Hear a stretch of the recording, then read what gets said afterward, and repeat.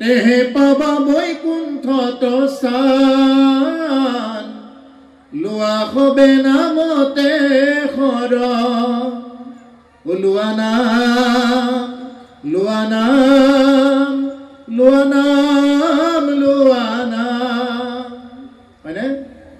বেদৰ বিহিত যত আছে ধৰ্ম সংসাৰত হবে হৰি নামৰ কিংকৰ লোৱা হবে নামতে শৰণ কোনে গাইছে এইটো জুবিন গাৰ্গ ডাঙৰীয়াই গাইছে এইটো কণ্ঠদান তেওঁৱে কৰিছে গতিকে আমি আমাক ক'ত শৰণ ল'ব দিছে কেৱল নামত শৰণ কিন্তু মানুহে নামত বিশ্বাস নকৰে প্ৰভু অকল নাম ল'ব লাগে ধান কাটোতে ধান মাৰোতে ভাত ৰান্ধোতে কৰবাত যাওঁতে কাপোৰ ধোতে বজাৰত যাওঁতে য'তেই নহওক যদি নাম লোৱা যায় বিশ্বাস ৰাখক নাম যদি লোৱা যায় আপোনাৰ ইহজনম আৰু পৰজনমত যি বিত্ত লাগে প্ৰভু ভগৱন্তই কৃপা কৰিবই কৰিব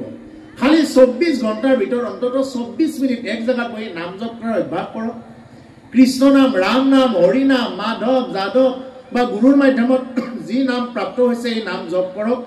নামেহে তৰাব নামৰ বাহিৰে আৰু কলিৰ যুগত অন্য কোনো পন্থই আপোনাক গতি দিয়াব নোৱাৰে সেইকাৰণে কি কৈছে হৰি নাম এব কেৱলম কলৌ নাস্তিব্য নাস্তিব্য নাস্তিব্য গতিৰ অন্যথা হৰি নামৰ বাহিৰে আৰু গতি নাই যিমানেই যি নকৰক কেতিয়াও গতি হ'ব নোৱাৰে গতিকে সেইকাৰণে ঈশ্বৰ কৃষ্ণই কৈছে আজি উদ্ধৱক যে কেৱলে আমাতো মাত্ৰ লৈবে শৰণ হুইবে কৰ্মফলতে যি তেবেহে প্ৰসন্ন তেতিয়াহে কৰ্মফল ত্যাগ কৰিব যেতিয়া নেকি কোনোবাই আমাৰ ওচৰত শৰণ ল'ব যদি কোনোবাই মোৰ ওচৰত শৰণ লয় তেতিয়াহে তেওঁ কৰ্মফলবিলাক ত্যাগ কৰিব নহ'লে কিন্তু তেওঁৰ কোনো ধৰণৰ কৰ্মফল এইটো ত্যাগ নহ'বগৈ হেৰা মই বিনে বেদ কিছু আনন বখানে চাৰিও বেদৰ তত্ত্ব অৰ্থয়ে হি মানে মনুত প্ৰথমে ব্ৰহ্মা কহিলা হৰিষি পাছে জানিলন্ত বেদ সবে ভক্ত ঋষি মই বিনে বেদে কিছু আন নবখানে চাৰিও বেদৰ তত্ত্ব অৰ্থহি মানে উদ্ধৱক কৈছে যে হে উদ্ধৱ মোৰ কথাৰ বাহিৰে বেদে আৰু বেলেগ একোৱেই নকয় বেদে ক'ৰবাত বলি দিয়া কোনোবা জীৱৰ গল কাটি পূজা কৰা এইবিলাক বেদে কেতিয়াও নকয় কৈছে মই এৰে বেদে কিছু আন নবখানে চাৰিও বেদৰ তত্ত্ব অৰ্থ এই মানে গতিকে ঋক যজুৰ সাম অথৰ্ব এই চাৰিখন বেদৰ তত্ত্ব অৰ্থ এইটোৱে যে মোকেই কথা ক'ব মোকেই দেখাই দিব মোৰ বাহিৰে আৰু চাৰি বেদৰ বেলেগ আৰু একো নেদেখায় সেইকাৰণে কৈছে এই চাৰিখন বেদ তুমি যিমানেই নোচোৱা তাৰ তত্ত্ব অৰ্থ এইটোৱে যে কোনোবাই যদি মোৰ ওচৰত একান্ত মনে যদি কোনোবাই শৰণ ভজন লয় মনুত প্ৰথমে ব্ৰহ্মা কহিলা হৰিষি এই কথাবিলাক মনুৰ ওচৰত কোনে কৈছিলে ব্ৰহ্মাই এই কথাবিলাক কৈছিলে পাছে জানিলন্ত বেদ সবে সপ্ত ঋষি আৰু তাৰ পিছতে এই বেদ জানিছিল সপ্ত ঋষিসকলে অৰ্থাৎ মনুৰ পৰা মনুক প্ৰথমে আছিলে তাৰ পিছতে ব্ৰহ্মাই মনুক কোৱাৰ পিছত এই বেদ তেনেকুৱাকৈ আহি সপ্ত ঋষিয়ে পালে তাৰ পিছত কোনে কোনে পাই কৈ যাব হেৰম পাছে তাত পাছে পাইলে ঘূৰা ফুৰহি ধনাগ অনন্তৰে বেদ কপনুছে পাইলে লাগ যাৰ যেন মতি কৰি বেদ কবাখ্যান নিজয় অৰ্থ ভকতিত তেজি বুজয়ান আৰু সেই সপ্ত ঋষিৰ পৰা খুৰাখুৰ সিদ্ধ নাগসকলে পাইছিলে মানে ব্ৰহ্মাৰ পৰা মনুৱে পালে মনুৰ পৰা সপ্ত ঋষিয়ে পালে আৰু এই সপ্ত ঋষিৰ পৰা কি কৰিলে সিদ্ধ নাগসকলে তেনেকুৱাকৈ পালে অনন্তৰে বেদক মনুষ্য পাইলে লাভ আৰু তাৰ পিছতহে মনুষ্যই এই বেদবিলাক লাভ পাইছে ইমানখিনি পিছত যাৰ যেন মতি কৰি বেদক ব্যাখ্যা নিজৰ অৰ্থ ভকতিক তেজি বুজান পিছত কি কৰিলে হে উদ্ধৱ তুমি যে সংশয় কৰিছা যে মই কৰ্মকাণ্ডীয় কৰিম নে জ্ঞান কাণ্ডীয় কৰিম তোমাৰ সন্মতি আছিল ভকতি পন্থ এতিয়া ভগৱন্ত পুৰুষে কৈছে যে উদ্ধৱ যে এই যে পৰিস্থিতিবিলাক এনেকুৱা যে হৈ আছে তাৰ মূল কাৰণ হ'ল এইটোৱেই যে বেদৰ কথাবিলাক বিভিন্ন প্ৰকাৰে বাগৰি আহি মনুষ্যত পৰিছে যাৰ যেন মতি কৰে বেদক ব্যাখ্যান যাৰ যেনেকুৱা মতি তেনেকুৱাকে বেদৰ ব্যাখ্যান কৰাৰ কাৰণে তেনেকুৱাকে বিভিন্ন প্ৰকাৰে চলি আছে কিন্তু যিমানেই যি নকৰক আজিও এটা পন্থাই চলি আছে ঈশ্বৰ কৃষ্ণৰ ওচৰত শৰণ মহাজন যেন গতস্য পন্থা মহান লোকসকলে যি পন্থাৰে গতি কৰে আমাক শংকৰ মাধৱ গুৰুজনাই যি পথ দেখুৱাইছে যি আমাক কলা কৃষ্টি সংস্কৃতি ভাষা সাহিত্যৰ পৰা যি দেখুৱাইছে তাৰ পিছৰ প্ৰজন্ম আমাৰ এই জুবিন গাৰ্গ ডাঙৰীয়াও আহি যি পথ আশা দেখুৱালে এই সকলোবিলাক হ'ল আমাৰ ভকতিৰ একতা পন্থ এই পন্থৰে যদি আমি গতি কৰিব পাৰো আমাৰ ৰাস্তাটো ভুল নহয় ৰাস্তাটো সিধা যাব আৰু ইয়াৰ যদি ব্যতিৰেকে যদি আমি যাবলৈ চেষ্টা কৰো তেতিয়াহ'লে আমাৰ ৰাস্তাটো ভুল হৈ যাব ওকে হবলৈ বেদে কয় যজ্ঞ ব্ৰত দানে কে হবলৈ ক্ষুদ্ৰ দেৱ পূজা তীৰ্থ স্নানে কে হবলৈ বেদে কয় জ্ঞানতে গতি গুণৰ ইচ্ছায়ে বুজে যাৰ যেন মতি কোনোবাই কয় বোলে যজ্ঞ কৰা কোনোবাই কয় ব্ৰত কৰা কোনোবাজনে কয় দান কৰা এটা আমি যদি কিছুমান কবিৰাজৰ ওচৰতো তেনেকৈ যাওঁ আমাক এটা নহয় এটা কিবা নহয় কিবা এটা ক'ব এটা মানে এটা নহয় এটা পন্থ দিব বিশ্বাস ৰাখক যদি কোনোবাই নাম ধন নাম লৈ যদি চলিব পাৰে তেওঁ সেই কবিৰাজৰ ওচৰত বিশ্বাস কৰিব লগাত নকৰিবগৈ যদি তেওঁ নাম লয় নাম ললে কি বুলি কৈছে বিঘ্নিৰ মুণ্ডত ভৰি দিয়া হৰি গুণ গায়ন আছে যি ভকতে নাম ল'ব পাৰে বিঘ্নিৰ মুণ্ডত ভৰি থৈ নাচিব পাৰে কোনে নাচিব পাৰে একান্ত ভকতসকলে বিঘ্নিৰ মূৰত ভৰি থৈ নাচিব পাৰে আৰু যিয়ে একান্ত ভকত নহয় তেওঁ বিভিন্ন প্ৰকাৰৰ গ্ৰহ নক্ষত্ৰৰ আঙুঠি পিন্ধিব বিভিন্ন প্ৰকাৰৰ তাবিজ ল'ব বিভিন্ন প্ৰকাৰৰ তেনেকুৱাকে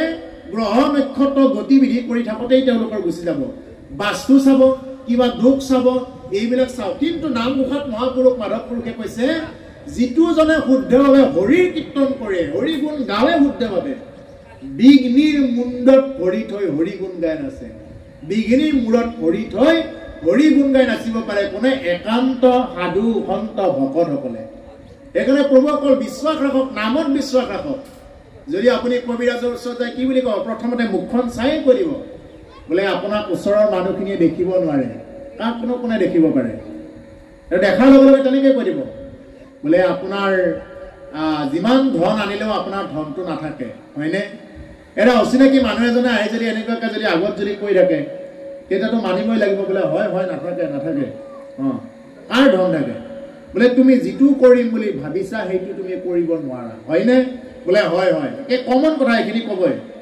আৰু তোমাৰ ঘৰৰ মানুহেই তোমাক কিবা কৰিছে এই বুলি কৈ দিলে লাগিল নে ঘৰৰ মানুহকেইটাৰ মাজত তাৰ পিছতে লাহেকৈ ক'ব তুমি কি কৰা বোলে মই এইটো কাম কৰোঁ যদিহে তুমি কিবা এটা ডাঙৰ কাম কৰা বুলি কয় লগে লগে তেওঁ ক'ব বোলে তুমি এটা কবচ লোৱা আৰু কবচটোৰ দাম হ'ব ৬,০০০ ১০,০০০ কিবা এটা কৰি দিব কিন্তু বিশ্বাস ৰাখক যদি হৰি নাম কৃষ্ণ নাম ৰাম নাম শৰণ নোলোৱা মানুহেও যদি ৰাম নাম জপ কৰাৰ অভ্যাস কৰি দিয়ে তেওঁ কৃপা কৰিবই ইয়াক অকণমানো সন্দেহ ৰাখিব নালাগে শৰণ লোৱাসকলেতো নাম জপ কৰিবই লাগিব নাম জপ নকৰিলে একো নহয় জপাত সিদ্ধি জপাত সিদ্ধি জপাত সিদ্ধি জপিলেহে সিদ্ধি হ'ব কিন্তু যদি শৰণ নোলোৱাকৈও যদি কোনোবাই নাম জপৰ অভ্যাস কৰে তেওঁ প্ৰভু ভগৱন্তই কৃপা কৰিবই কৰিব সেইকাৰণে প্ৰভুসকল নামত বিশ্বাসী হৈ চলক নামত বিশ্বাসী হৈ থাকিলে জীৱনত চিন্তা কৰিব লগা নহ'ব চিন্তা আৰু চিতা এই দুটা বস্তু প্ৰায় একে নিচিনাই চিন্তাত মানুহে কি কৰে চিন্তাত মানুহৰ মানে কি হৈ যায় একদম দিনে ৰাতি এইবিলাক চিন্তা কৰি থাকিলে কি সাংসাৰিক কথা চিন্তা কৰি থাকিলে কি তেওঁ জ্বলাই থাকে এই চিন্তাই এইকুৰা হ'ল জীয়াই জীয়াই জ্বলোৱা জুই আৰু মৰাৰ পিছত জ্বলোৱা জুই হ'ল চিতা গতিকে সেইকাৰণে যে মৰাৰ পিছত জ্বলা জুইকুৰাতকৈ জীয়াই থাকোঁতে যিকুৰা জুই জ্বলি থাকে এই জুইকুৰাৰ কষ্ট বৰ বেছি হয় সেইকাৰণে কৈছে এইবিলাক জুই যিমানেই নাথাকক এই তাপৰ পৰাও বিনাশ কৰি দিব পাৰে কোনে ঈশ্বৰ কৃষ্ণৰ গুণ নামেহে বিনাশ কৰিব পাৰে তাপত্ৰয়ুৰ বিনাশায় শ্ৰীকৃষ্ণায় বয়ম নুমা তিনিটা তাপৰ পৰাও বিনাশ কৰি দিব পাৰে কোনে প্ৰভু ভগৱন্ত কৃষ্ণই মানে এইটো বিনাশ কৰি দিব পাৰে সেইকাৰণে কৃষ্ণ নাম মুখেৰে লৈ ৰাম নাম লৈ যাতে আমি তৰিব পাৰো তাকে আমাক ভাগৱতে বাৰ এইটো মানে সিদ্ধান্ত দি আছে যেহেতু আমাৰ এই দেহাটো আজি আছে কাইলৈ নাই যে আমি আজি আছো এটা হৰাইতো নাথাকো এটা জুবিন গাৰ্গ ডাঙৰীয়া যেতিয়া নেকি সিংগাপুৰলৈ গৈছিল তেতিয়া কোন গৈছিল বুলি কৈছিলে বলে জুবিন গাৰ্গ গল অহাৰ পিছত কি বুলি ক'লে তেওঁৰ বলে বডিটোহে আহিলে কৈছে নহয় তেওঁৰ কোনোবাই কৈছে তেওঁৰ দেহটো আহিছে কোনোবাই কৈছে বডিটো আহিছে কৈছে নে মানুহজনটো তেওঁকে চিনি পাই আছিল এইজন মানুহকেটো চিনি পাই আছিল এওঁটো ঠিকই আছিল মানুহজন শুই আছিল কিন্তু কোন নাই তেওঁৰ ভিতৰ যেটো আত্মা নাই এই আত্মাটো নাই গতিকে সেইকাৰণে আমাৰ আত্মবুদ্ধি হল ৰাম নাম কৃষ্ণ নাম প্ৰভুসকল ৰাম নাম কৃষ্ণ নাম লৈ যাতে আমি চলিব পাৰো তেনেকৈ চলিলেহে আমাৰ এইটো সিদ্ধি হ'ব আপোনালোক অকমান ছায়াৰ পিনে বহুত ৰ'দ পৰি আছে অকমান এফালে হওক ছায়াৰ পিনে বহুত ৰ'দ পৰি আছে গতিকে যেহেতু মানে আমাৰ আজি আছো কাইলৈ নাই গতিকে এই দেহাৰ কোনো মূল্য নাই জুবিন গাৰ্গে গাই থৈ গৈছে নহয় এই দেহাৰ মূল্য নাই পুৰা দিলে হইবে চাই প্রাণবায়ু সারিয়া যাইবে নদীর কুলে হইবে বাসর অন্তিম কালে নদীর কুলে হইবে বাসর অন্তিম কালে মন মোর রচনা তুমি কি আর জানো না সঙ্গে টুকাও যাবে না সময় থাকিতে কেনে গুরু ভজিল না গেছে না কোনে গেছে জুবিন গার্গে গেছে এই দেহার মূল্য নাই এই দেহার মূল্য নাই পুরা দিলে হইবে চাই প্রাণবায়ু সারিয়া যাইবে নদীর কুলে হইবে বাসর অন্তিম কালে নদীর কুলাতে বাহা হব শেষত মৰিলে ক'ত চিতা দিব নদীৰ কোলাত কৰবাৰ শ্মশানত মন মোৰ ৰচনা তুমি কি আৰু জানো না মন মোৰ ৰচনা তুমি কি আৰু জানো না তুমি কি নাজানা সঙ্গে টুকাও যাবে না লগতটো কোনোই নাযায় সময় থাকিতে কেনে গুৰু ভজিল না তুমি সময় থাকোতে কিয়নো গুৰু ভজনা কৰা নাই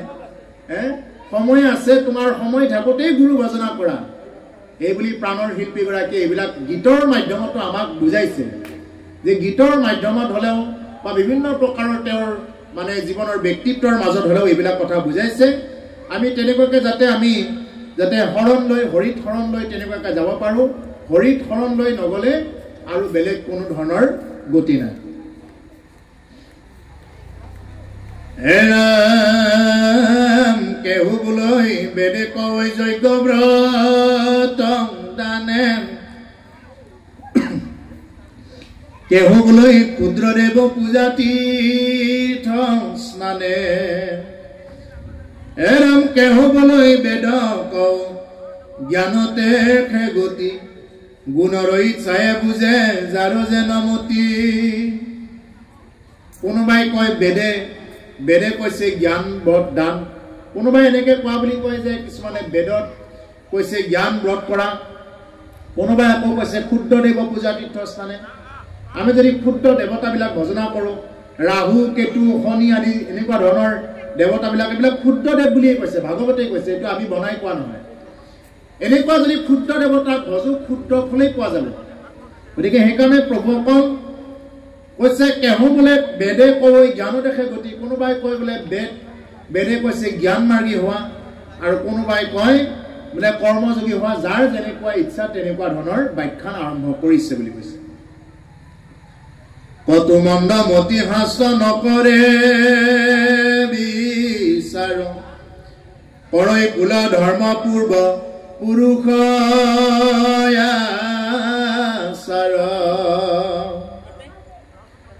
এৰাম তাকো এৰি লৈ কতো পাখণ্ডৰ মতি যাই মোক নপাৱে ধময়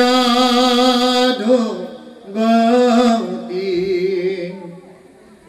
ভকতো মন্দমতি শাস্ত্ৰ নকৰে বিচাৰ এনেকুৱা কত মন্দমতি লোক আছে শাস্ত্ৰৰ কিন্তু কি নকৰে বিচাৰ নকৰে শাস্ত্ৰই কি কৈছে এটো একো তেওঁলোকৰ মানে এটো বিচাৰ্য বিষয় নহয় কৰৈ কুল ধৰ্ম পূৰ্বপুৰুষ আচাৰ আৰু তেওঁলোকে পূৰ্বপুৰুষৰ পৰা চলি অহা বুলি এনেকুৱা কৰ্মবিলাক কৰি যায় এই বুলি কৈছে তাকো এই লয় কত পাখণ্ডৰ মতি এইবিলাক এৰো কোনোবাই আকৌ পাখণ্ডৰ মতিবিলাক কি কৰে আচৰণ কৰে যাই মুখ নপাৱে অধম অধগতি আৰু এনেকুৱাকে পাখণ্ডৰ বুদ্ধিবিলাক লোৱাৰ কাৰণে অধম ভাৱে অধগতি যায় বুলি কৈছে কোন যায় যিয়ে নেকি পাখণ্ডৰ মতি ললে যিয়ে ঈশ্বৰ কৃষ্ণত বিশ্বাসই নকৰিলে হৰিত যিয়ে হৰণ নললে তেওঁ কি হ'ব তেওঁৰ হেতু জীৱনটো অধগতি যাব ও নসাৰৈ কৰ্মিক হোক দুখেৰা দিনে জ্ঞানতো নাহি কৈ গতি ভকতি বিহীন আনে নজানয় এইটো বেদৰ বিচাৰে এতেকে ভকতি পন্থ সন্মত আমাৰ নচাৰৈ কৰ্মিক হোপায় দুখে ৰাতিৰ দিনে যিজন কৰ্মী মানে কি কৰ্মী যিয়ে নেকি ভগৱন্ত পুৰুষৰ ওপৰত মানে যি নেকি পথ দেখুৱালে এই পথৰ বিপৰীতে যিয়ে নেকি কৰ্ম কৰিব ললে কৈছে তেওঁ সুখে দুখে দিনে ৰাতিয়ে নেৰে জ্ঞানতো নাহিকৈ গতি ভকতি বিহীন তেওঁৰ জ্ঞানতো গতি নাই আৰু ভকতিও তেওঁৰ যেহেতু বিহীন হ'ল গতিকে যাৰ নেকি জ্ঞানতো গতি নাই আৰু ভকতিও যাৰ নেকি বিহীন হ'ল তেওঁ কি নকৰে এইবিলাক গতি নকৰে তেওঁ অধুগতি যাব আনে নজানয় এইটো বেদৰ বিচাৰ এতেকে ভকতি পন্থ সন্মত আমাৰ গতিকে এতেকে বুলি কৈছে এতেকে ভকতি পন্থটোৱে হ'ল আমাৰ সন্মত কোনে কৈছে ভগৱন্ত পুৰুষে কৈছে যে হে উদ্ধৱ যে ভকতি পন্থটোৱে মই সন্মতি জনাইছো তুমি ভকতি কৰা ভকতি কৰিলে এনেই মুকুতি পাবা অকল উদ্ধৱকে কিয় আমাকো এই কথাখিনি কি কৈছে যদি আমি ভকতি কৰাৰ দৰে কৰিব পাৰো যদি আমি নামমুখী হৈ চলিব পাৰো যদি আমি নিজৰ চৰিত্ৰ সংশোধন কৰিব পাৰো নিজে যদি লোভ মোহ কাম ক্ৰোধ এইবিলাক যদি কিছু পৰিমাণে ত্যাগ কৰিব পাৰো তেতিয়া হলে কি কৰিব ভগৱন্ত পুৰুষৰ কৃপা হ'ব আৰু ভগৱন্ত পুৰুষৰ কৃপা হলে তেওঁৰ গতি হ'বই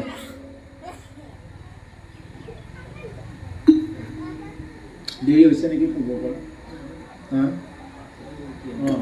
দেৰি হলে কৈ দিব আৰু কিবা অনুষ্ঠান থাকিব পাৰে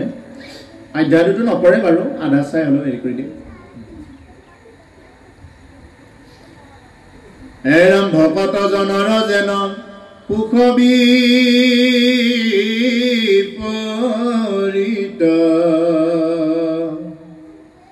স্বপ্নতো নেদেখৈ জ্ঞানী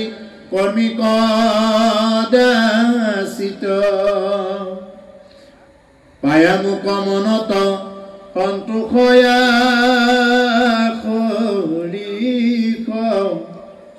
ভকতৰ সখী সুখময় দিশ ভকতজনৰ সুখে বিপৰীত বুলি কৈছে ভকতৰ এনেকুৱা সুখ নহয় তেওঁ জীৱনত যিমান দুখেই নহওক কিয় ভকতজনে সুখ অনুভৱ কৰে যিমান দুখৰ মাজত এটা কথা মন কৰিব প্ৰভুসকল দুখ কাৰ জীৱনত নাই দুখ সকলোৰে জীৱনত আছে কিন্তু এজন আধ্যাত্মিকভাৱে পুষ্ট মানুহে এই দুখবিলাক হজম কৰিব পাৰে জীৱনত যিমানেই দুখ নাথাকক কিয় এই দুখবিলাকে যিয়ে নেকি আধ্যাত্মিকভাৱে পুষ্ট হৈ থাকে এই আধ্যাত্মিকভাৱে পুষ্ট হোৱা মানুহজনে সেই দুখবিলাক হজম কৰিব পাৰে আৰু এই হজম কৰিব পৰা ক্ষমতা প্ৰভু ভগৱন্তই এজন ভকতক এইটো কৃপা কৰে আৰু যিয়ে নেকি আধ্যাত্মিকভাৱে পুষ্ট নহয় তেওঁ কেতিয়াবা জীৱনত দুখ বেদনা আহিলে তেওঁ হতাশাত ভাগি পৰে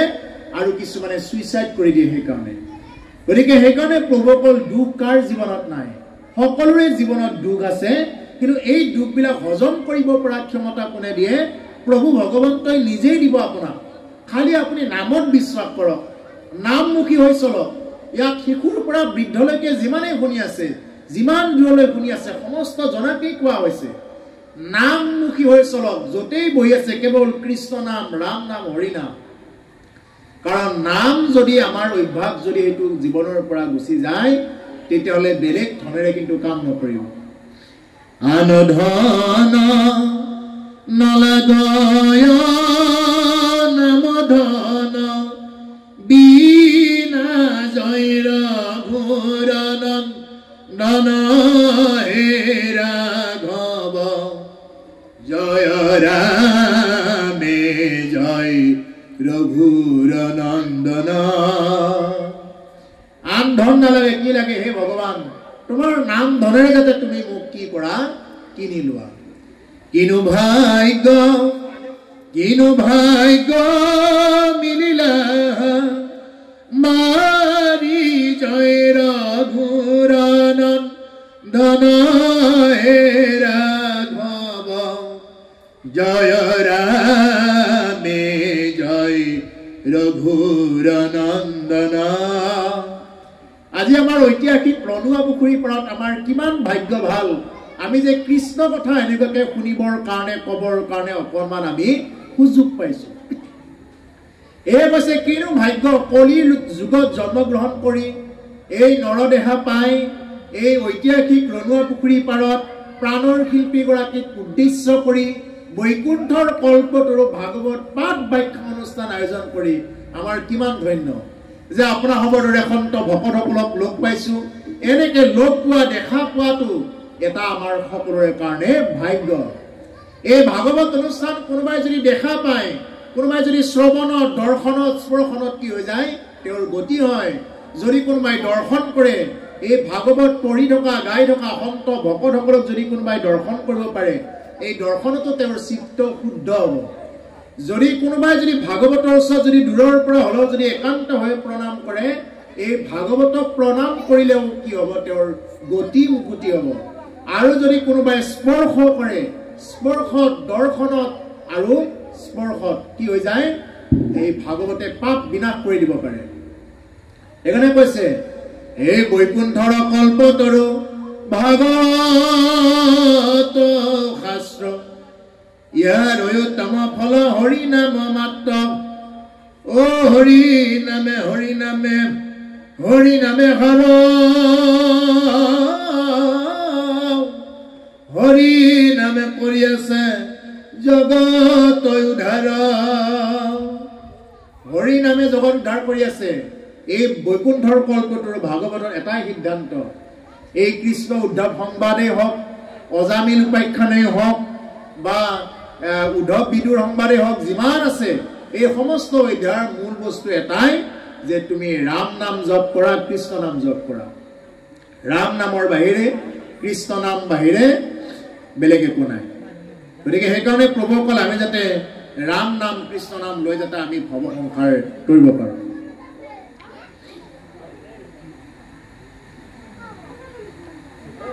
হে ৰাম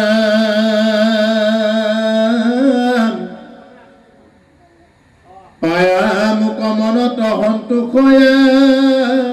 হৰিষ, ভকতৰ হকি সুখময় দশ দিশ। এতিয়া ভকতজনৰ সুখটো দশ দিশে বুলি কৈছে। পূবে পশ্চিমে উত্তৰে দক্ষিণে কোণা কোণি কৰি 4-8টা দিশ আৰু উধে অধে কি হৈ যায় 10টা দিশতেই ভকতৰ কাৰণে সুখী বুলি কৈছে। য'তেই নাযাওক এজন ভকত য'তেই নাযাওক তেওঁৰ কাৰণে সুখেই সুখ বুলি কৈছে। এইটো বৰ বেলেগ সুখ। এইটো সুখ কাক লৈ গৌৰৱ? ঈশ্বৰ কৃষ্ণক লৈ। এইটো হ'ল আধ্যাত্মিক সুখ। কিন্তু এই ৰাম নাম ল'বলৈ কাৰ মন নাযায়? কিন্তু এইটো বহুতে ল'ব নোৱাৰে। কিয় ল'ব নোৱাৰে? মায়াই বাট ফেটি থাকে। হে ৰাম নাম কি মধুৰ, প্ৰভু নাম কি মধুৰ, ও মধুময় হৰিৰ নাম মন প্ৰাণ কৰে জোৰ, মন প্ৰাণ কৰে জোৰ। হৰি নাম যদি কোনোবাই ল'ব পাৰে মন প্ৰাণ জোৰ কৰিব। হৰি নাম কোনোবাই যদি ল'ব পাৰে তেওঁৰ মন আৰু প্ৰাণ জোৰ কৰিব। জীয়াই থাকোঁতেই তেওঁ শান্তি পাব। যি মানুহে জীয়াই থাকোঁতেই শান্তি নাপায়, যি মানুহে জীয়াই থাকোঁতেই তেওঁ পোৱাখিনিক লৈ সুখী হ'ব নোৱাৰিলে, মৰিলে তেওঁ ক'ৰ পৰা সদগতি পাব? মৰিলেও সদগতি নাপায়। সেইকাৰণে জীয়াই থাকোঁতে আমি সুখী হ'বৰ কাৰণে, শান্তি পাবৰ কাৰণে চেষ্টা কৰিব লাগে। এই ভাগৱত অনুষ্ঠানত আহিও যদি আমি শান্তি নাপাওঁ, যদি কিয় আহিলো লাগি থাকে তেতিয়াহ'লে এই মানুহে জীয়াই থাকোঁতে শান্তি নাপায়, মৰিলেও তেওঁ কোনেও একো কৰি দিব নোৱাৰে। গতিকে সেইকাৰণে মৰিলেও কিবা কৰি দিব পৰা এটাই বস্তু, তৰাই দিব পৰা এটাই বস্তুৱেই হ'ল হৰিনাম। হে ৰাম ইন্দ্ৰ ব্ৰহ্মা পদকো নকৰে মনে ইচ্ছা, জানি মোক ভকত সকলে দেখে মিছা। হে ৰাম মুকুতি পৰম পদ তাতো এৰি দাই, মই বিনে ভকতৰ প্ৰিয় নাই। কৈছে মোক জানি ভকতসকলে দেখে মিছা, মোক যিয়ে জানিলে এই ভকতসকলে চববিলাক মিছা দেখা পাব। হৰি কেৱল সঁচা, ইয়াৰ বাহিৰে যিমানবিলাক দেখি আছা শুনি আছা এইবিলাক হ'ল চব হ'ল মিছা। এইবুলি এইটো কোৱা নাই যে আপুনি আজিৰ পৰা ঘৰ বাদ দিয়ক, এনেকুৱা কোৱা নাই। কোনটো কৈছে আপুনি পদুম ফুলৰ পাতটোৰ দৰে হওক, পদুম ফুলৰ কলিটোৰ দৰে। আপোনাৰ ঘৰ সংসাৰ দোকান বজাৰ আপোনাৰ চবেই আছে, কিন্তু তাৰ মাজত আজি যি আপোনাৰ সবে আহিছে অকণমান ওলাই চব বাদ দি পেলাই ইমান ব্যস্ততাৰ মাজত আহিছে, ইয়াত বহি থকা শিশুৰ পৰা বৃদ্ধলৈকে প্ৰতিজনে একোটা পদুম ফুলৰ পাতটো বা কলিটোৰ দৰে। পদুম ফুলৰ পাত বা কলি বোকাতেই জন্ম পানীতেই জন্ম, তাৰ গাত বোকা আৰু পানী লাগি নাথাকে। আপোনালোকো সংসাৰত মায়ামোহৰ মাজৰ পৰাই আহিছে, কিন্তু এইটো সময়ত মায়ামোহ লাগি থকা নাই। গতিকে সেইকাৰণে আপোনালোকো বোকাত থকা পদুম ফুলৰ পাতটো বা কলিটোৰ দৰেই ৰিজাইছে। ক'ত ৰিজাইছে? গীতাৰ ৩য় স্কন্ধত ৰিজাইছে। গতিকে সেইকাৰণে প্ৰভুসকল এই যে ধন সংসাৰ চব মিছা এইটো হয়, কিন্তু এই চব থাকিও যেন আমি ঈশ্বৰ কৃষ্ণৰ ওচৰত আমি ভজন কৰি আছো, শৰণ লৈ আছো বা তেওঁৰ গুণ নাম লৈ আছো, এইটোৱে হ'ব তেওঁৰ ভক্তি। চব বাদ দি কৰাটোকে ভক্তি নুবুজায়। চবৰ মাজত থাকিও, ঘৰ সংসাৰৰ মাজত থাকিও আজিৰ দৰে ওলাই আহি বা কৰবাত তেনেকুৱাকে সাধু সংগ সন্ত সংগ লৈ যি নেকি ভক্তিৰ কাৰণে চেষ্টা কৰা যায়, এই চেষ্টাৰ নামেই হ'ল ভক্তি। ইয়াৰ বাহিৰে আৰু বেলেগ একো নহয়। গতিকে সেইকাৰণে প্ৰভুসকল এই যাতে চেষ্টাটো আমি আজিৰ দৰে ৰাখিব পাৰো। ইয়াতে কৈছে ভকতসকলৰ কেৱল সুখ, ঈশ্বৰ কৃষ্ণক দেখা পাই চব মিছা দেখা পাই, ইন্দ্ৰ ব্ৰহ্মা পদকো নকৰে মনে ইচ্ছা। ইন্দ্ৰৰ ওপৰত ব্ৰহ্মাৰ পদকো ভকতসকলে কি নকৰে? ইচ্ছা নকৰে বুলি কৈছে।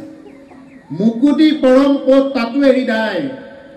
প্ৰকৃত ভকতসকলেতো মুক্তিও বাঞ্ছা নকৰে। মই বিনে ভকতৰ প্ৰিয় আন নাই, আৰু মোৰ বাহিৰে ভকতৰ আন প্ৰিয় বস্তু নাই। একান্ত ভকতসকলে কি নকৰে?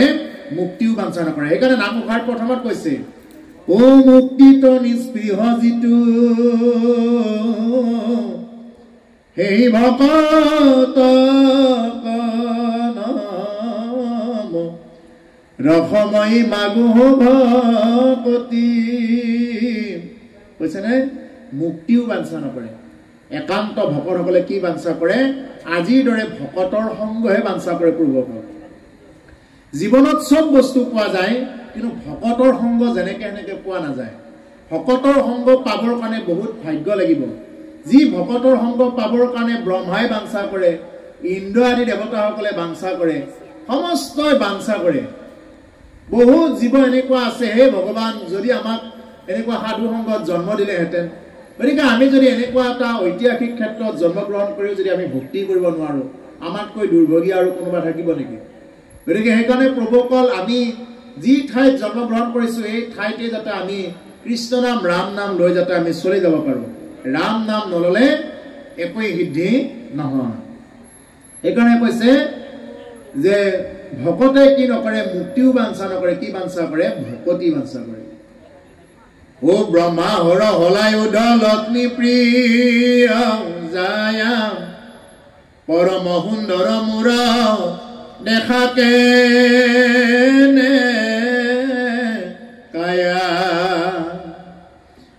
অধিক হবতে তুমি প্ৰাণ প্ৰিয়তম, ও নাহিয়ান বান্ধৱ ধব তুমি হম। ঈশ্বৰ কৃষ্ণই কৈছে হে উদ্ধৱ, ব্ৰহ্মা হৰ হলায়ুত লক্ষ্মী প্ৰিয় জয়া এইবিলাক হল মই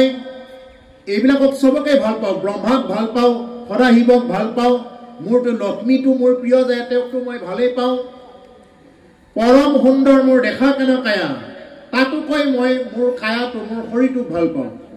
মই ব্ৰহ্মাক ভাল পাওঁ তাতো কৈ মই হৰক ভাল পাওঁ শিৱক ভাল পাওঁ তাতো কৈ মোৰ লক্ষ্মী মোৰ যেনেকৈ লক্ষ্মী সহধৰ্মিনী তেওঁক ভাল পাওঁ তাতো কৈ মই ভাল পাওঁ মোৰ এই পৰম সুন্দৰ শৰীৰ মোৰ এই শৰীৰটোক ভাল পাওঁ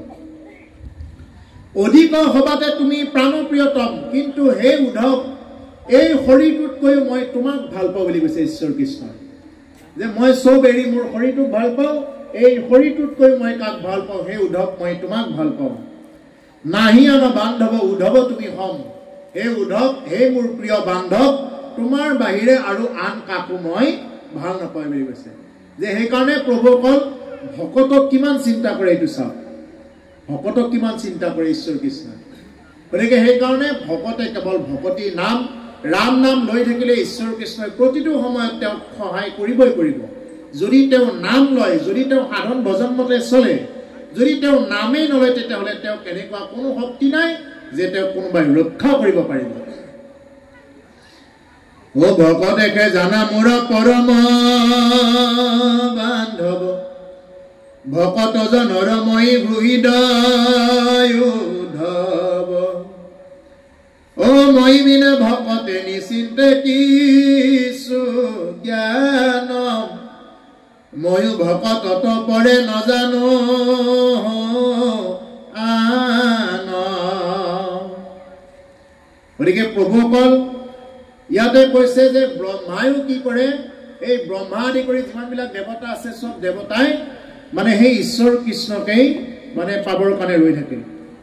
ভকতেহে জানা মোৰ পৰম বান্ধৱ কিন্তু ভকতকহে তেওঁ পৰম বান্ধৱ বুলি লয় আমাৰ ইয়াৰ পৰা ব্ৰহ্মলোকলৈ যিমানবিলাক আমি দেখি আছো এই সববিলাক দেৱতাৰ কি আছে তেওঁলোকৰ মৰণ আছে মৰিব আমাৰ এই ভূলোকৰ পৰা ভুৱলোক জনলোক মহলোক তপলোক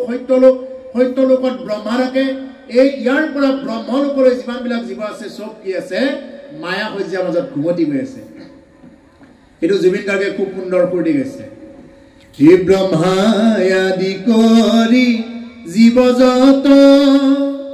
ৰাম ৰাম ৰাম ৰাম ৰাম মায়া সজ্জা মাজে আশ্ৰয় ঘুমতি যায় তুমি হে চৈতন্য সনাতন ৰাম ৰাম ৰাম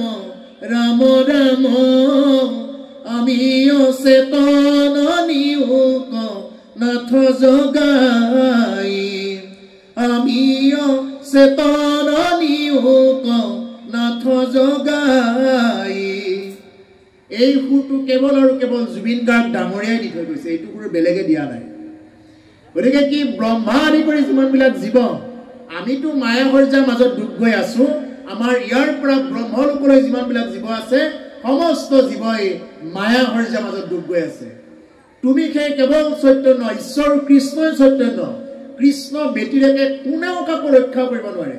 মৰন্তা জনক বেঢ়ি বোলে সবে ৰাম বোলা হেন নাম এটিক্ষণ হেলা মৰাজনক বেৰিলৈ সকলোৱে কি বুলি ক'ব হে আই ৰাম বোলা কৃষ্ণ বোলা এই বুলি ক'ব কিয় হেলা কৰি আছা তুমি নামক এই বুলি কৈছে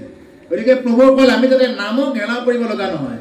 নামক যদি হেলা কৰা হয় তেতিয়াহ'লে আৰু কেতিয়াও গতি নহ'ব হেৰা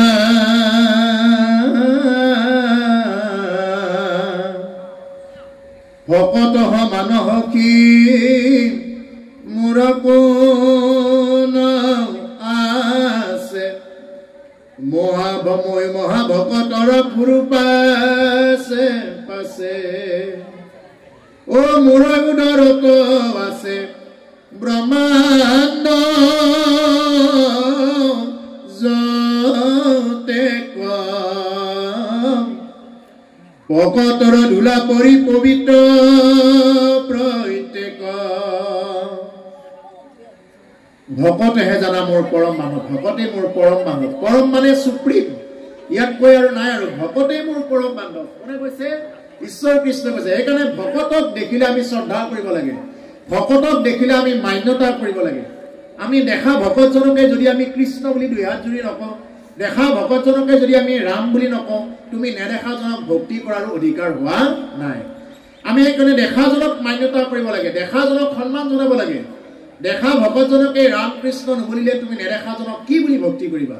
নেদেখাজন যদি তোমাৰ আগত শংখচক্ৰ গদাপদ্ম লৈ যদি তোমাৰ আগত প্ৰকট হয় তুমি তেওঁৰ আগত কি বুলি ভক্তি কৰিবা সেইকাৰণে দেখাজনক ৰাম বুলিব লাগে দেখাজনক কৃষ্ণ বোলা ভাগৱতে এই কথাটোহে কৈছে সেইকাৰণে গুৰুদেৱ নাম ভকত এই চাৰিটা বস্তু অংগাংগীভাৱে জড়িত অংগাংগী মানে এটাক এৰি আনটো সম্ভৱ নহয় যেইজন গুৰু সেইজন নাম সেইজনেই ভকত সেইজনেই ঈশ্বৰ এই বুলি যদি চাব পৰা যায় তেতিয়াহ'লে নামে ক্ৰিয়া কৰিবই গতিকে প্ৰভুসকল ভকতক কেতিয়াও কি কৰিব নালাগে দুখ দিব নালাগে বা ভকতৰ অন্তৰত দুখ দিলে ভকতে বেয়া পোৱা কাম যদি কৰা যায় তেতিয়াহ'লে তেওঁ কেতিয়াও সেইটোত সিদ্ধি হ'ব নোৱাৰিব সেইকাৰণে কৈছে ভকত সমান হকি মোৰ কোন আছে ময়ো মহা ভকতৰ ফুৰ পাছে পাছে মই ভকতৰ পিছে পিছে ফুৰি থাকোঁ মোৰ উদৰত আছে ব্ৰহ্মাণ্ড গোটেই মোৰ এই উদৰটোতে গোটেই ব্ৰহ্মাণ্ড আছে এনেকুৱা ভূলোক ভুৱলোক জন মহতপ সত্য তল অতল বিতল সুতল তলাতল ৰসাতল পাতাল এনেকুৱা হাতে হাতে 14 ভুৱন লোক লাগি যি এখন ব্ৰহ্মাণ্ড হৈছে এনেকুৱা ব্ৰহ্মাণ্ড ঈশ্বৰ কৃষ্ণৰ এডাল এডাল নোমৰ গুৰিত এখন এখন ব্ৰহ্মাণ্ড আছে আপুনি মই কোন হয় এডাল এডাল নোমৰ গুৰিত এখন এখন ব্ৰহ্মাণ্ড আছে বিৰাট পুৰুষৰ গতিকে সেইকাৰণে প্ৰভুসকল ঈশ্বৰ কৃষ্ণ কৈছে মোৰ উদৰত আছে ব্ৰহ্মাণ্ড যতে এখন ব্ৰহ্মাণ্ড থকা বুলি কোৱা নাই যিমান বিলাক এনেকুৱা ব্ৰহ্মাণ্ড আছে তাৰকা হাতীপতি লোক লাগি যিমান ব্ৰহ্মাণ্ড হৈছে মোৰ ভকতৰ ধূলা পৰি পবিত্ৰ প্ৰত্যেক ভকতৰ ধূলা পৰিহে পবিত্ৰ হয় ভকতৰ ধূলা নপৰালৈ সেইখন ঘৰ শ্মশানৰ নিচিনা হৈ থাকে যাৰ ঘৰত নেকি এদিন ভাগৱত পাঠ আয়োজনে হোৱা নাই যাৰ ঘৰত নেকি ভকতে এদিন লোক লাগি এসাঁজ খোৱা নাই যাৰ ঘৰত নেকি ভকতে লোক লাগি এখন গীতা পাঠ পুথি পাঠ একো পতাই নাই নাম কীৰ্তন একো কৰাই নাই যিখন ঘৰত ভকতে পদাৰ্পণ নকৰে সেইখন ঘৰে বাহৰ তলে শ্মশান খালিয়ে একেই হয় গতিকে সেইকাৰণে প্ৰভুসকল আমি যাতে কি কৰিব পাৰোঁ ঘৰত অন্তত এদিন হ'লেও যাতে বছৰটোত যাতে আমি তেনেকুৱা যাতে অনুষ্ঠানবিলাক কৰিব পাৰোঁ তেনেকুৱা অনুষ্ঠান কৰিলেহে আমাৰ কি হ'ব আমাৰ এইটো সিদ্ধি হ'ব মানে আমাৰ ঘৰখন আমাৰ উজ্জ্বলতাটো হ'বগৈ প্ৰকাশমান হ'ব আৰু অকণমান আছে প্ৰভুসকল আমাৰ সমিতিৰ বিষয়ববীয়াসকলক কৈছোঁ আৰু অকণমান আছে অধ্যায় নপৰিব বাৰু অধ্যায় বহুত দীঘল আছে যদি আপোনালোকৰ কিবা অন্য কাৰ্যসূচী আছে তেতিয়াহ'লে আমি ইয়াতে ৰাখি দিম আৰু অকণমান আছে এইখিনি পিছতে আৰু যদি অন্য কাৰ্যসূচী নাই তেতিয়াহ'লে আমি গাই যাম আমাৰ কোনো আপত্তি নাই খালি আৰু 4 শাৰী পিছতে আপোনালোকে আমাক এটা সিগনেল দিব কৃষ্ণ ও উত্তম ভক্তৰ কথা থাকক সম্পত্তি সামান্য ভকত তৰে শুনাক মতি লোভে মোহে কামে ক্ৰোধে বিষয় ক্ৰোধে নুচয় মোৰ ভকত কয়ে দুখে উত্তম ভক্তৰ কথাটো থৈয়ে দিলোঁ উদ্ধৱে বুলি কৈছে যে উত্তম ভক্তৰ কথাবিলাক বাদে সামান্য যদি কোনোবাই ভকতি কৰিব পাৰে সামান্য ভক্তি কৰিম বুলি যদি কোনোবাই লয়ো কৈছে তৰি যাব বুলি কৈছে উদ্ধৱ তৰিব চিন্তা নকৰিবা সামান্য ভকত যদি কোনোবাই তেনেকুৱাকৈ যদি ভক্তি কৰিম বুলি লয় তৰি যাব কিন্তু আমিতো নলওঁ আমিতো আৰু তেনেকুৱাকৈ আমি ভক্তি কৰিব আমি নজৰে আমাক গতিকে অকণমান যদি কোনোবাই ভক্তি কৰাৰ চেষ্টাও যদি অকণমান ৰাখিলে তেওঁ তৰি যাব নহ'লেতো দিনে দিনে আমাৰ এই দেহাটো কিন্তু যাই আছে জয়ী হৈ যাই আছে আমাৰতো কোনো ভক্ষেপ নাই ও দিনে দিনে খচিয়া পৰিবে ৰংগিলা দালানেৰ মাটি গুছাই যি কোন ৰংগে দিনে দিনে আমাৰ এইটো মানে জহি হৈ যাই আছে আমি শিশুৰ পৰা এতিয়া যৌৱন অৱস্থা ইয়াৰ পিছত বৃদ্ধ অৱস্থা এনেকুৱাকৈ আমাৰ গুচি গৈ গৈ আমাৰ এদিন বৃদ্ধ অৱস্থা পাব বাইলনা কাল গেল হাসিতে খেলিতে জৈবনে কাল গেল রঙে আহার বৃদ্ধনা কাল গেল ভাবিতে চিন্তিতে বৃদ্ধনা কাল গেল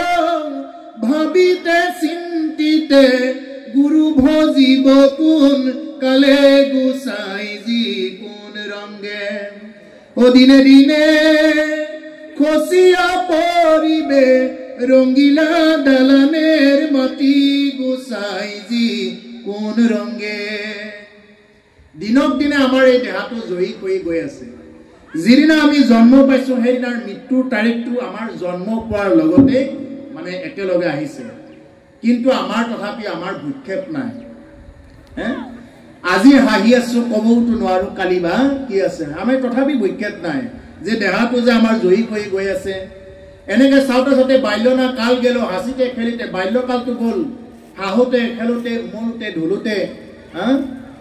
বৃদ্ধনা কাল গেল ভাবিতে চিন্তিতে গুরু ভজিব কোনকালে বৃদ্ধৰ কালতো মই ভাবি চিন্তি আছো বলে কোনদিনা লম কোনদিনা কি হ'ব বুলি ভাবি চিন্তি থাকোতে কৈছে যে গুরু ভজিব কোনকালে কোনদিনানো গুরু ভজনা কৰিম আজি আমি হাঁহি আছো এনেকে হাঁহি মাতি থাকোতে থাকোতে বৃদ্ধ কাল যেতিয়া গুচিব তেতিয়া এদিন সাপে যেনেকুৱাকে ভেকুলি এটা যেনেকুৱাকে পিছফালৰ পিনা একেবাৰে খাই দিয়ে ঠিক তেনেকুৱাকে আমাকো তেনেকুৱাকে এফালৰ পৰা গিলি আছে কিন্তু আমি কোনেও ক'ব নোৱাৰো আমাৰ কোনো চেতনাই নাই যেনেকুৱাকে মাৰিব ওলোৱা ব্ৰইলাৰ বিলাক বা মাৰিব ওলোৱা ছাগলী বিলাক কি কৰে বোলে পাঁচটামান ছাগলী বান্ধি আনিছে যেনেকে কাটিব তাৰ এটা ছাগলী এনেকুৱাকে পাল্লাত উঠাই কাটি আছে ওজন কৰি আছে আৰু সেইফালে সিহঁতক গছৰ পাত দি থৈছে সিহঁতে খাই আছে বিন্দাস খাই আছে সিহঁতৰ মৰাৰ প্ৰতি কোনো অকণমান চিন্তাই নাই যেন আমিও ঠিক তেনেকুৱা আমাৰো কত মিত্ৰ কুটুম্ব বান্ধৱ আমাৰ মাজৰ পৰা এজন এজন গৈ আছে আমাৰ পৰা মাইনাস হৈ গৈ আছে কিন্তু আমাৰ কোনো ধৰণৰ তাত কোনো সেন্টিমেন্ট নাই গতিকে সেইকাৰণে প্ৰভুকল ইয়াতে কৈছে যে আমি যাতে জীয়াই থকা অৱস্থাতে যাতে ৰাম নাম লৈ কৃষ্ণ নাম লৈ চলিব পাৰো ৰাম নাম বেটিৰেকে কৃষ্ণ নাম বেটিৰেকে কোনেও উতৰাব নোৱাৰে এতিয়া শেষৰ 4 লাইন গাই দিছো প্ৰভুকল শেষ কৰি দিম নে হয় হয় কৃষ্ণ যদিও অধ্যায়টো বহুত দীঘল আছিল আমি এই 4 লাইন গাই শেষ কৰি দিছো কৃষ্ণ হে ৰাম সামৰ্থ ভকতি আতি একোৱে নচাৱে ভকত কপালয় পুত্ৰক যে নমাৱে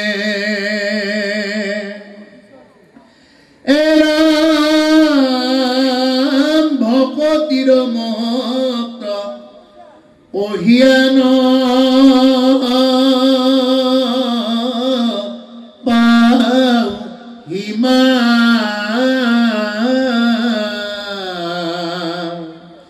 ও ভকতিৰ শুনা হকি আশ্চৰ্য মহিমা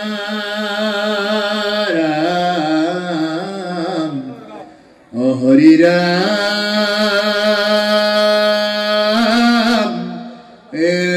ৰাম ৰাম ৰাম কৃষ্ণ প্ৰভুসকলে এতিয়া শেষত কৈছে যে মোৰ ভকতক লোভে মোহে কামে ক্ৰোধে নচুৱে বুলি কৈছে কিন্তু যদি কোনোবা ভকতক কামে ক্ৰোধে যিনি আছে লোভে মোহে এইবিলাক পাই আছে তেতিয়াহ'লে তেওঁ ভকত হ'বৰ কাৰণে বহুতখিনি বাকী আছে লোভ মোহ কাম ক্ৰোধ ভকত হ'লে অলপ যাব লাগিব যদি ভকত হোৱাৰ পিছতো যদি লোভে মোহে কামে ক্ৰোধে বিষয় আকৰ্ষে পাই থাকে যদি কেৱল মোকেই লাগে ময়েই চলো ময়েই খাওঁ বাকীবিলাক যিয়ে যি কৰে কৰি থাকক এনেকুৱা তেওঁ যোনেই নহওক তেনেকুৱা যদি ভাৱনা থাকে তেনেকুৱা ভাৱনাৰ দ্বাৰা কোনো কাৰণতে ভকত হ'ব নোৱাৰিব গতিকে কৈছে মোৰ ভকতক এইবিলাকতো বাদে মোৰ ভকতে মুক্তিও নিবিচাৰে কিন্তু আজিকালি সেইবিলাকে কি বিচাৰে বহুতে আকৌ তেনেকুৱা কামে ক্ৰোধে লোভে মোহে জৰ্জৰিত হৈ থাকে ইয়াতে কৈছে সামৰ্থ্য ভকতি আতি একোৱে নচাবে সামৰ্থ্য ভকতসকলৰতো কথাটো নাচায়ে ভকতকৰ পালয়ে পুত্ৰক যেন মাৰে যদি কোনোবাই অকণমানো যদি ভক্তি কৰিব পাৰে পুত্ৰক যেনেকুৱা মাকে প্ৰতিপালন কৰে ঠিক তেনেকুৱা এজন ভকতক ঈশ্বৰে কি কৰে পালন কৰে ধেনু যেনমতে বৎসক পালয় তুমি সেইমতে পালা ৰাম ধেনুক যেনেকুৱাকে পোৱালি হোৱা গাই গৰুটোৱে যেনেকুৱাকে পোৱালিটো লৈ গ'লে আগে লৈ গ'লে পিছে পিছে গাইটোও যাব ঠিক তেনেকুৱা যদি কোনোবাই ৰাম নাম কৃষ্ণ নাম ল'ব পাৰে শেষত এতিয়া এইটোৱে কৈছে প্ৰভুসকল যদি কোনোবাই ৰাম নাম কৃষ্ণ নাম জপ কৰিব পাৰে তেওঁৰ পিছে পিছে ঈশ্বৰ কৃষ্ণ তেওঁ সহায় কৰিব যেনেকৈ কৰিব লাগে খালি ৰাম নাম লওক কৃষ্ণ নাম লওক ভকতিৰ মহত্ব কহিয়া নাপাওঁ সীমা হে সখী ভকতিৰ মহিমা আৰু কিমান কম মই কৈ শেষেই কৰিব নোৱাৰোঁ এই অকণমান সময়ত ভকতিৰ মহিমা একো নহয়ে সিদ্ধিয়েই নহয় এইবিলাক কথা ভকতিৰ শুনা সখী আশ্চৰ্য মহিমা গতিকে ভকতিৰ আচৰিত মহিমাৰ কথা কম হে সখী শুনা ইয়াৰ পিছত কিবা ক'ব প্ৰভুসকল কেতিয়াবা আকৌ সময় সুবিধা মিলিলে আপোনাৰ হবে ইয়াৰ পিছত কি কয় আৰু এই কথাখিনি শুনি ল'ব পাৰিব অতি সুন্দৰ ভজন মাগৰ এই অধ্যায় প্ৰভুসকল ইমান সময় আপোনাৰ হবৰ মাজত যি ভাগৱত পাঠ আৰু ব্যাখ্যা অনুষ্ঠান ভাগত উপস্থিত থাকিলোঁ গতিকে আপোনাৰ হবে যিখিনি পাইছে এইখিনি নিজৰে এজন বুলি যাতে গ্ৰহণ কৰে গতিকে আপোনাৰ হবে যদি এইখিনি কিবা গ্ৰহণযোগ্য বুলি ভাবে গ্ৰহণ কৰিব যদি বৰ্জন কৰা কথা বুলি ভাবে বৰ্জন কৰিব তাত কোনো কথা নাই গতিকে আপোনাৰ হবে যি এই মহান অনুষ্ঠান ভাগৰ আয়োজন কৰিছে প্ৰভু ভগৱন্তই কৃপা কৰক আজি যি নেকি এই মহান ক্লাবটোৱে পাতিছে আমাৰ পুখুৰী পাৰ কৃষক ক্লাবে যি নেকি পাতিছে লগ হয় বা এই সমস্ত ৰাইজৰ উদ্যোগত যি অনুষ্ঠান ভাগ আয়োজন হৈছে প্ৰভু ভগৱন্তই সমস্তকে কৃপা কৰক আগলৈ এনেকুৱা অনুষ্ঠান পাতিব পৰাকৈ প্ৰভু ভগৱন্তই কৃপা কৰক আয়ুষত বিঘ্নি শূন্য হয় সদায় যাতে তোমাৰ গুণ নাম গাই চলি যাব পাৰে এই প্ৰভু ভগৱন্তৰ শ্ৰীচৰণত প্ৰাৰ্থনা গতিকে আমিও যদি গোৱাত কিবা বঢ়া দুটা হৈছে আপোনালোকে দায়দোষ মৰিখন কৰিব গতিকে আহক আমি সকলোৱে এটি ঘোষাৰে আমি সমাপ্ত কৰোঁ কৃষ্ণ